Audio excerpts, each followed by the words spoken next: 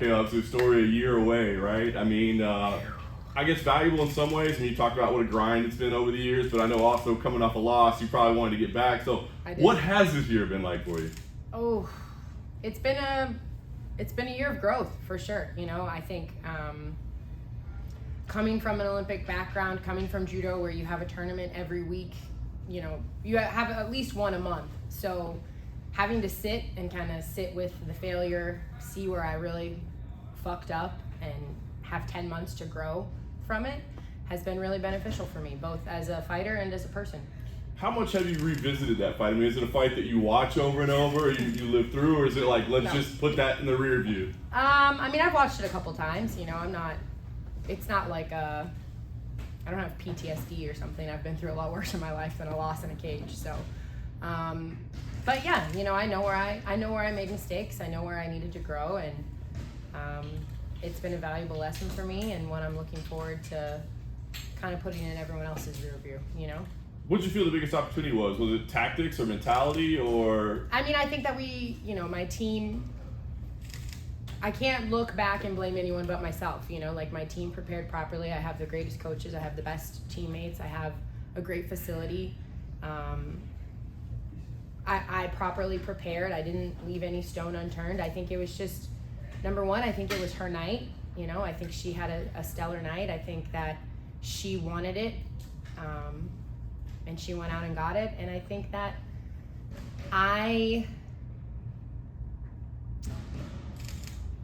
in that fight, it wasn't like she was killing me on the feet, but I still shot for a takedown, shot for a takedown. And I didn't need to do that, you know? I forced the grappling when I didn't need to force it, just because I was like, that's what I have to do. That's what I have to do.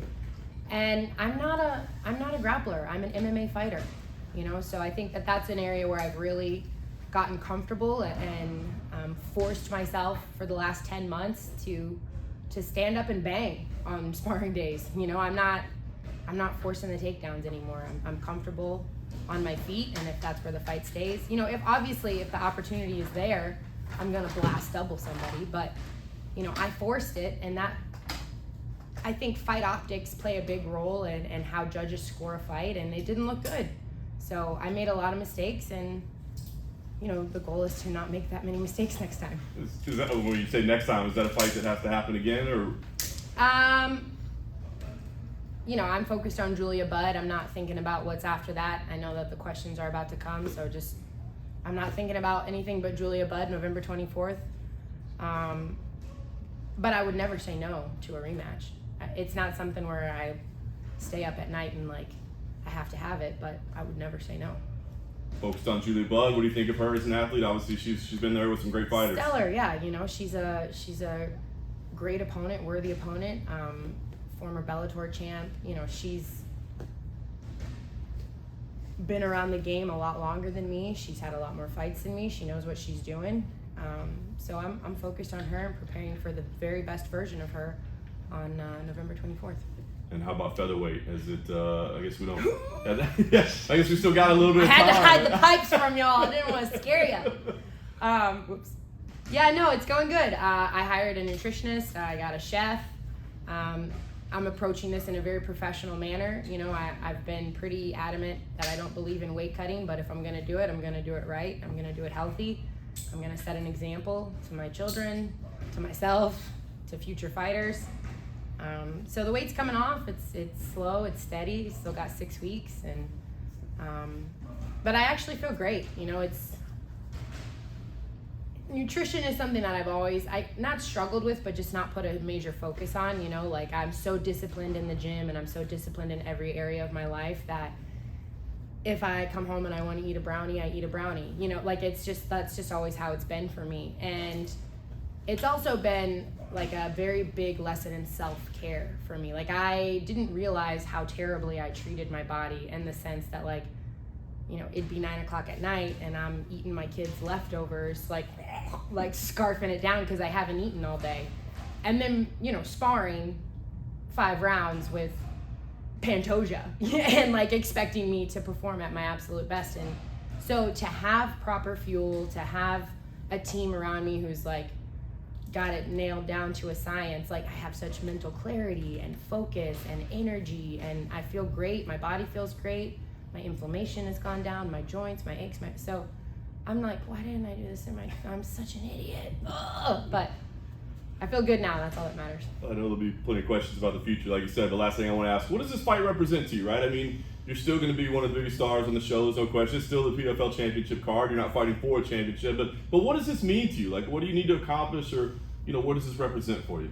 I mean, I think it's just important to get back in the saddle. I think that this is a lesson for anyone who's been knocked down in life. It's not about, how many times you fall. It's about how many times you get back up. And I'm not a quitter. I never have been. My grandfather, used to say to me as a kid, quitters never win and winners never quit. And I'm nowhere near done with this sport. It might feel like it's done with me, but I say when I'm done, and I'm not done yet. So I'm grateful. I'm grateful for the opportunity to get to do what I love again. I'm grateful to step back in the cage and hopefully let my talent shine and go out there and kill for the love of killing. Kayla, you've always been an inspiration to women, but how important has this time been to kind of show women how it's okay to lose and how to rebound from a loss and how to handle a loss? I mean, I think it's been important for me. Like, of course I want to be an inspiration to women, but it's been important for me to learn how to love myself. And I think women, I think humans struggle with that. Let's not just categorize women. I think that men struggle with that as well. But like, it's okay to take care of yourself. It's okay to put yourself first. It's okay to love yourself even when you lose, even when you fuck up, even when you aren't perfect. And that was something that I didn't know and didn't practice. I wasn't like, oh, I'm worthy of love even when I'm a hot mess. Like, no, I was like, I have to be perfect. I have to be a straight A student. I have to win all of the gold medals. I have to be the perfect mom, and then someone will love me. But that's not real, or that's not the truth that I've come to know. And choosing myself and learning to love myself no matter what has been the greatest lesson of my life. Like, you can't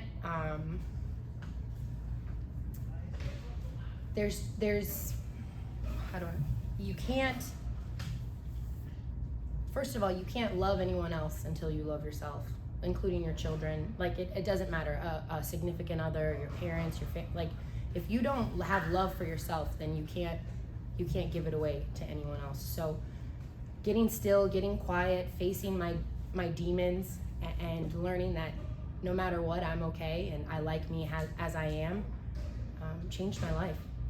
Thank you. And Kayla, Julia Budd is obviously a name that's very recognized in the world of MMA, and for a while, you must have heard of the critics, oh, she's not fighting anybody, this and that.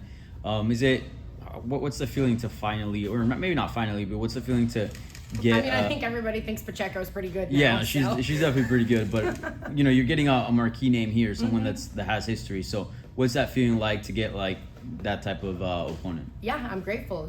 We were slated to fight before. She had an injury, so she wasn't able to make it to the fight. So I'm just grateful. I'm not in control of who I fight. Like, that's something that critics can say and trolls can talk about, but I'm not in control of that. I'm in control of my preparation. I'm in control of my attitude. I'm in control of, what I do to get into that cage. But I don't pick names. Like, it's not like I'm like, oh, I'll take her, but not her. So I'm grateful for the opportunity to fight someone of Julia Budd's caliber, and I'm excited. That's why I do this. I don't do it to talk to you guys, no offense. Really? I do it because I want to test myself, and I want to test myself against the best and worthy opponents. Yeah. What would a win over her mean? It's not really about her, no offense to Julia, but this is for me. I do this sport because I love it. I wake up every day with a passion and a desire in my heart to see how far I can go, to push myself. So I'm grateful that she's accepted the fight and gonna step in the cage with me, and I need women like Julia, I need women like Pacheco, I need women like she who must not be named, to fight against. But it's about me. Yeah. And you just mentioned, the woman whom shouldn't be named. There's rumors We've been that listening to Harry Potter in the car on the way to school, Oh, so yes. I'm like deep into Lord Voldemort's time. there's rumors that PFL may acquire Bellator, so a lot of talent that I would assume that would come over. Yeah. That meaning Chris Cyborg, the current champion over at Bellator. When you heard those rumors, is that something that excited you, thinking that fight, can't come to I don't fruition? get excited about that anymore. There's been too many opportunities and too many highs and lows and ups and downs and bullshit that is, again, out of my control. So I stay the course. I focus on me. I focus on my kids. I focus on my training. But that's all noise, and it's all maybe coulda, shoulda, woulda, might happen in the future. So it's not my focus. Yeah. It is what it is. And this is your last fight with the PFL, at least in the current contract? I am not going to speak about contractual things. Gotcha. And if Chris Cyborg were to come over to PFL, is that a fight that you would like almost immediately? Like, is that like a fight that you would like to have dibs on, I guess? Yeah, I mean, who better to welcome than I think, I'm not in a season. I'm not fighting for $1 million. Well, I'm not fighting for a title. So I would love that. Yeah. And why didn't we see you in this season format, like in this year's? I just think that the PFL felt my time would be better used in a one-off format versus the season again out of my control. Yeah. I can't make them let me fight in the season, so it was good for me. I'm grateful. In the moment after the loss, I had talked all up previously to the finals that I was gonna take time off and and spend time with my kids, and then like the second I lost, I was like, get me in the season, Ollie, now. Like I was one angry woman. So not with anyone else, just with myself. But thankfully, God had bigger plans and better plans for me, and He knew what He was doing. So I did not get to compete in the season, and that was what was meant to be. Yeah. But were you no season? But were you expected to compete throughout the year in like one-offs during in these cards, or what was sort of the plan? I think that again, I'm not in control of it, but it is probably really difficult at this level, and with the different promotions having all of the best girls, and it's hard to find a fight, it's hard to get a fight that makes sense. So again, I'm thankful for Julia Budd taking the fight, for the opportunity. I can't control all of that other stuff. I wanted to compete more than once this year, but I'm just grateful. I'm grateful to be going back into the cage. And lastly, just I know you enjoyed that time off. Like it was very beneficial in many ways, as you mentioned. But moving forward, I'm guessing you do not want that to be the case. You want to be active. Yeah, no, I love what I do. I'm one of the very lucky humans on earth who gets to punch people in the face for a living and get paid really well for it. So yeah, for sure, I want to stay active. I want to compete.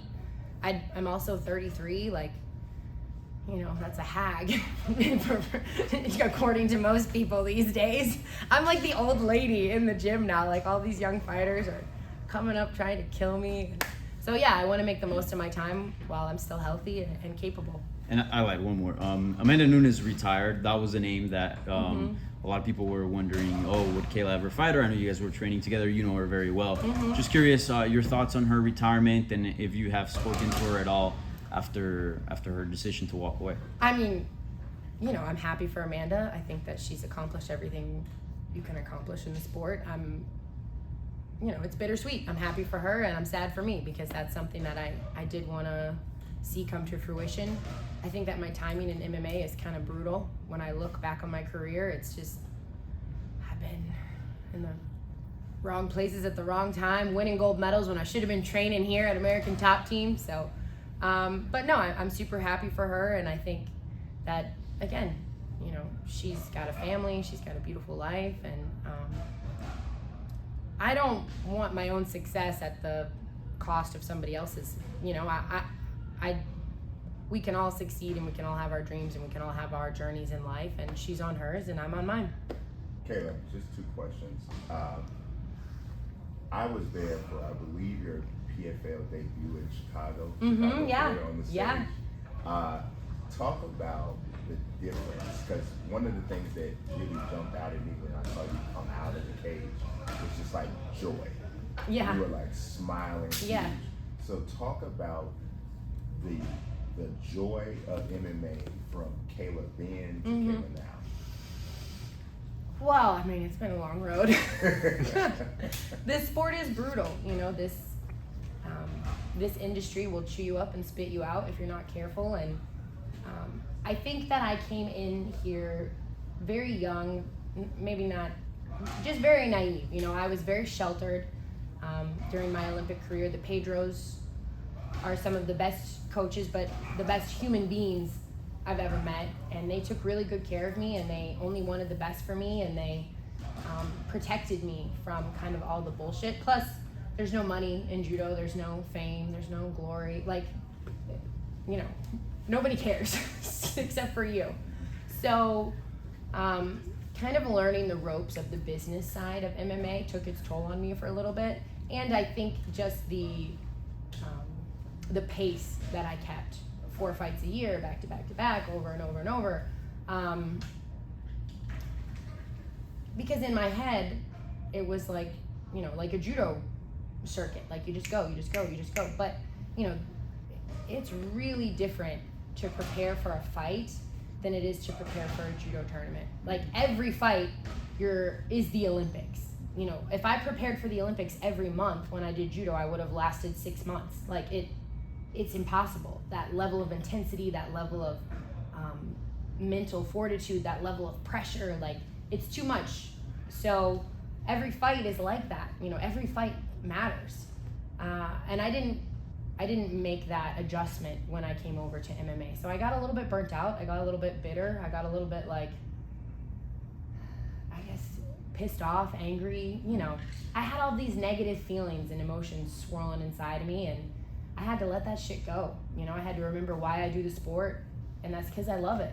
You know, I love martial arts. I love the beauty of it. I love the challenge of it. I love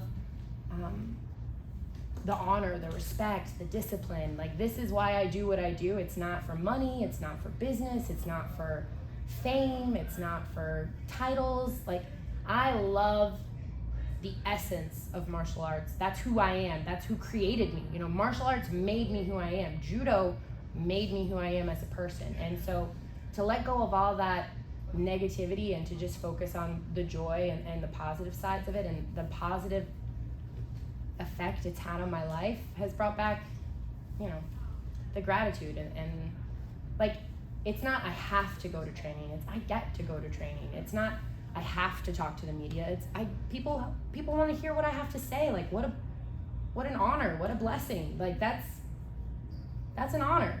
And when you shift your mindset like that, you know, life gets a lot better. Yeah, last question. So you mentioned like not there being a lot of money in judo, but there is a former judoka who went a different sort of route.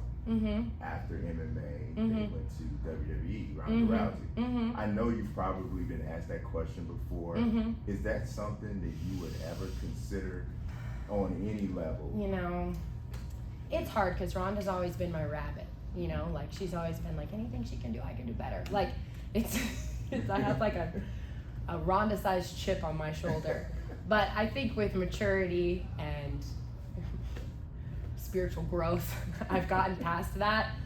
I'll never say never, because who knows what the future holds, and I love a challenge. I do love to perform. I am, you know, a showboater and like to be the center of attention. That's just part of my personality, but it's not on the radar right now. Yeah, so you get a call from Paul Levesque. I don't even know who that is. That's but- Triple H. Okay. Triple H. And he says, hey. Triple H is what I call my coffee order at Starbucks. And he says, I got a spot for you. All you got to do is come out and work this spot. We just need you to double leg. Like just lay the somebody. smack down on somebody? Just double leg somebody. I mean, money talks, Triple H. I love it. I love it. Kayla, Nobody in the game got a better blast double than me, I'll tell you that. Kayla, Including Jordan Burroughs. you've spoken a lot before about, how you've learned how to treat your body better, right? What are some things that you've learned about treating your mind? Because I feel like that's an element of sports in general that doesn't really get discussed enough. Yeah, I think you're spot on with that question. Thank you. Well, for me, my faith is a huge integral part of my life. So, God has given me everything that I have, and putting my focus there first always. Every morning I wake up and I pray and I meditate and I journal. Like, I have to wake up really early so that I can do it before the kids are like, Mom, Mom, Mom. But it changes my whole day. When you get quiet and you sit down and you get still and you spend time with your spirit, with your soul, with God, it changes your day. And it doesn't you don't just wake up and you're this Mary Poppins jolly human being, but slowly over time you start to build those days. It's not one day, it's a week. It's not a week, it's 2 weeks. It's not 2 weeks, it's a month. It's 6 months. It's holy shit, for 10 months I have been disciplined enough to get down, to wake up every day, sit down and get quiet with myself and with God, and spend time taking care of myself, taking care of my mind, taking care of my body, taking care of my soul. And I also, it sounds silly, and maybe you guys don't have this problem, but now I kind of do things for fun. I didn't do that before. I didn't have emus for fun. I didn't water plants or go have a girls' night. Occasionally I would, but most of the time I was so hyper focused on being this perfect human being, being the perfect mom, coaching my kids soccer, taking them to every event, making sure every meal is nutritious, making sure I'm the best fighter I can possibly be. So focused on being perfect that I didn't stop and oh, you know what? I really like to go to a comedy show tonight, so I'm gonna go to a fucking comedy show. I have all this money and I'm just sitting here being a robot. I was what are... So anyways, I started talking to God and I started having some fun, and it really changed my mental health. It's not rocket science. It's not anybody can do this. Anybody can get a gratitude journal. Anybody can wake up and write 3 things down that they're grateful for every day. And anybody can sit down and shoot up a quick prayer. You don't have to there's no right or wrong way to do this. Taking care of yourself is a very personal thing, and faith is a very personal thing, and what you find joy in. Dude, I started doing paint by numbers. I'm 33 years old. I do paint by numbers now. What? But I like it. It's fun. It's relaxing. It's something I can do where I'm not overly exerting myself. So, yeah. What is that? Paint by number. It's when you're not an artist but you pretend you are, and they tell you what to paint. Okay. Yeah. Have you tried the Happy Color app? Is that It's where paint you by do it number, on your but- phone? yeah. Yeah. I probably should get that. Well, we're also. Thank you. We're a super technology free house. We don't. My kids and I watch a movie on Friday nights. I try not to be on my phone when they're home. They don't. My son is 5 years old. He doesn't even know how to use an iPad, which most 5-year-olds can Snapchat you, right? My daughter, sometimes we do Saturday morning cartoons and my daughter will get to play on her iPad, but we're outside. I bought 2 acres. We got emus, chickens, rabbits, quail, dogs. we have our own petting zoo, you know, so we're outside, we got a vegetable garden, we got pumpkins, carrots, squash, cucumbers, herb garden, like, we're like really complicated plants, you know, we need sunlight, we need water, we need food, and we need connection. Like, I have an amazing group of people around me who love me and just want the best for me, and I also have that for them. So like, all of those little simple ingredients make my life wonderful. One more question for me too. I saw you did some commentary work with Game Bread. Can you talk to us a little bit about that experience, and could you see yourself having a long-term future in commentary down the road? Yeah, I mean, I'm obviously super green and I have a lot of work to do. I'm very, very rough around the edges and I would say unpolished, but which is perfect for Game Bread because he doesn't give a shit. But no, I do enjoy it. You know, if you're not going to fight, the second best seat in the house is that booth right there. And I do feel like I bring knowledge. I do feel like I bring experience, and I feel like I bring something to offer to the table. So I think it's mutually beneficial, and I enjoy it. I do. I enjoy it. Thank you. Yeah. A few minutes ago, you talked about being the center of attention, and 2024. I think for the last couple of years, fans have kind of seen you as the face PFL, and I think you've kind of represented yourself that way. But 2024, we're expected to see Francis Ngannou make his PFL debut. Yeah. We could also see Jake Paul in 2024. Does that kind of pressure you or maybe motivate you to say, hey, this is still my house? And do you feel motivated to put on performances that lets the fans know, hey, I'm still here, I'm still the top name in PFL? I mean, I feel the desire to say I'm still here, but not because of Francis or Jake or, you know, whoever else gets signed. It's a pretty personal thing. Like, it's for me, you know, and no, I'm happy for Francis, you know, like, for one, like, the guy did it his way, you know, he bet on himself and he won in a big way. And I want that for fighters. I want that for the future of MMA. I think that is the best thing that could happen in this sport, is someone, you know, finds their path, pursues it, and wins. Like, that's the name of the game. That's the goal for fighters. Like, it's promotions make a lot of money off of us, and it's very rare that you see someone who's able to stay true to themselves, who's able to be successful and make a shit ton of money. So I'm happy for him. I think that's amazing. And Jake Paul, I don't really like. I like what he says for fighters. He's also a very pro fighter. You know, I don't know him personally. I've never met him. I think that he trains hard. I think that he's talented. I think he's super green. But I like what he says about fighters, you know, having health insurance, having rights, I agree with all of that. I think that the landscape for MMA needs to change and be more pro-fighter. These are all things that I believe in. And I'm my own person. Like, my path is not connected to their path in any way. We all fight for the PFL. I want to see them be successful. I want to see the PFL be successful. And there's only one Kayla Harrison. So no matter what you do, no matter where you go, no matter where I go, like, there's only one me, and I'm comfortable with that, and I have peace knowing that, like, there'll never be another like me.